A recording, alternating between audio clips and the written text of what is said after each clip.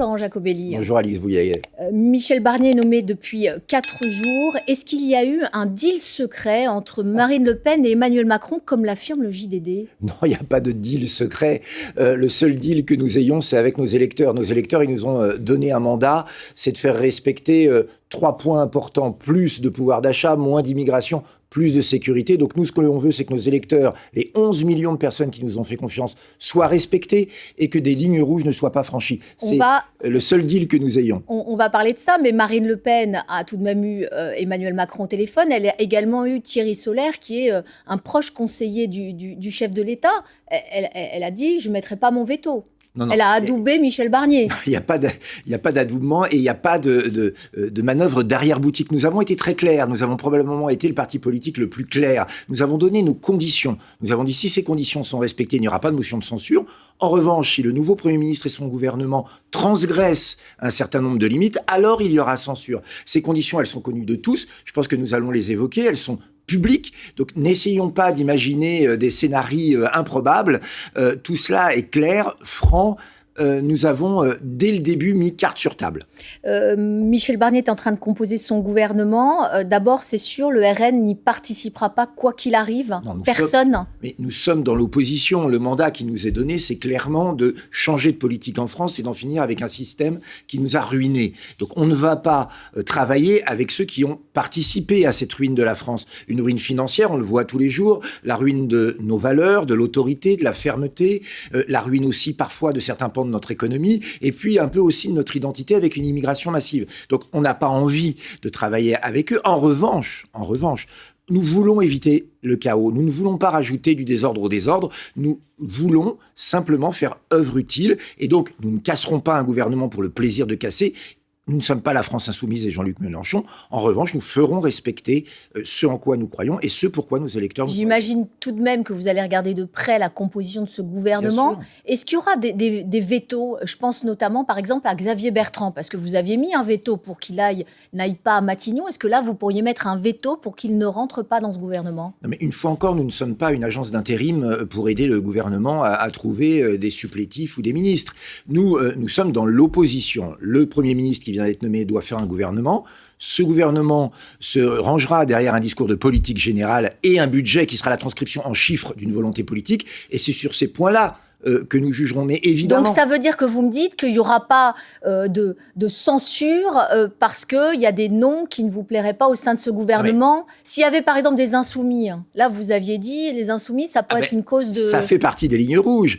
Insoumis ou écolo, ça veut dire censure. Voilà, on n'a pas changé là-dessus. Pas socialiste. Mais une fois encore, les règles, elles sont claires. Vous me citez un certain nombre de noms. Évidemment, M. Bertrand, ce serait une très mauvaise nouvelle parce qu'on sait la politique que ça voudrait dire derrière. Donc, une fois encore, le Premier ministre a les clés en main. Il a toutes les cartes en main. On a nous dit quelles étaient nos intentions, quelles étaient nos limites. Maintenant, c'est à lui de bosser, à lui de travailler, à lui de faire un discours de politique générale. Je le répète, nous sommes dans l'opposition et nous jouerons notre rôle d'opposition, sans pour autant vouloir mettre le chaos partout. Hier, Marine Le Pen a jugé que Michel Barnier était sous surveillance. Est-ce que c'est une manière de dire si tu nous obéis pas, on te fait tomber ? Non. Sous surveillance, ça veut dire simplement que, une fois encore, si la politique de Michel Barnier amène encore une baisse de pouvoir d'achat pour les Français, nous le sanctionnerons. Si la politique de Michel Barnier, c'est la régularisation de sans-papiers, nous sanctionnerons. Si la politique de Michel Barnier, c'est moins de souveraineté pour la France, nous le sanctionnerons. Nous sommes très clairs. Une fois encore, nous sommes aujourd'hui le parti central de l'Assemblée nationale. Nous avons 126 députés, 142 avec nos alliés d'Éric Ciotti.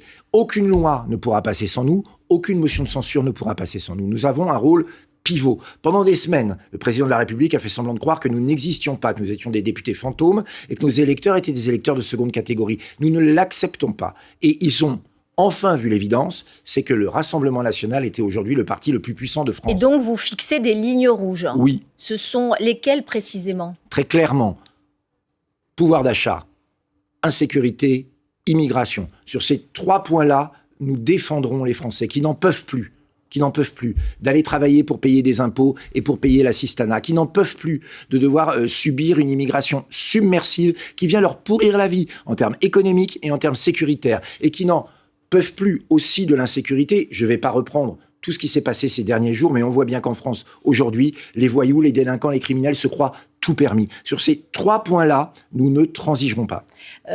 Début octobre, Michel Barnier va prononcer son discours de politique générale, donc il n'y aura pas de censure automatique. Vous laissez en quelque sorte la chance au produit. Oui, on peut dire ça, mais une fois encore, nous serons très fermes. C'est-à-dire que ce discours de politique générale, eh bien, une fois encore, s'il transgresse une des limites que nous avons définies, il y aura censure. Je le répète, nous ne sommes pas main dans la main avec le Premier ministre, nous ne sommes pas en cohabitation dans la cohabitation, nous sommes une force d'opposition ferme, résolue, mais aussi responsable. Parce que ceux qui se prétendent contre le système, qui défilent à 26 000 dans la rue avec des drapeaux palestiniens, ne servent absolument à rien. C'est du cirque. Qu'ils s'occupent de la bande de Gaza s'ils veulent. Laissez-nous nous occuper de la France. Nous allons protéger les Français.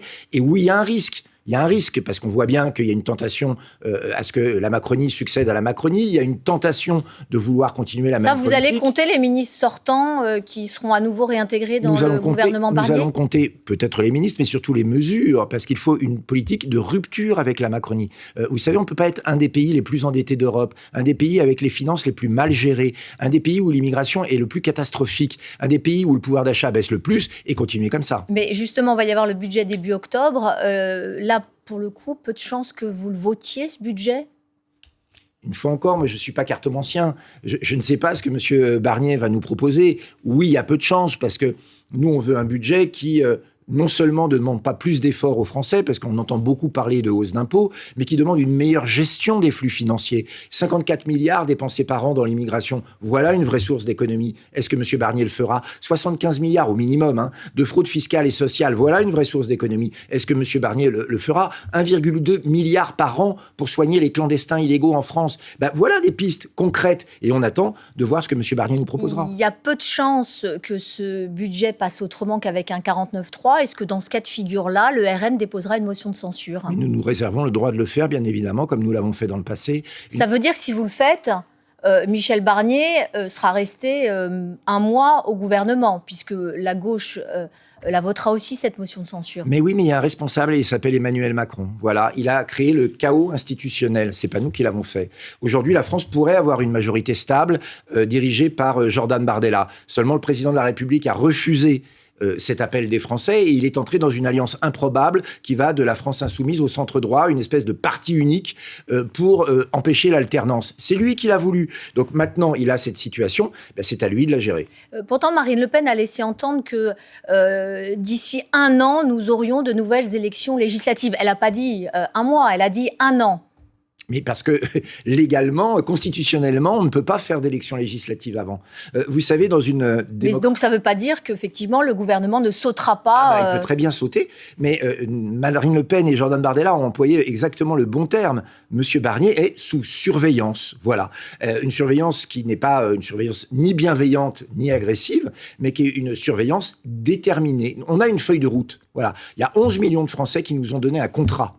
Ce contrat, nous allons le respecter parce que c'est face à ces 11 millions de Français, et d'ailleurs à l'ensemble de la France, que nous avons des comptes à rendre. Pas auprès de M. Barnier, mais est-ce que vous trouvez que jusqu'à présent, notamment dans ses déclarations aux 20h, il a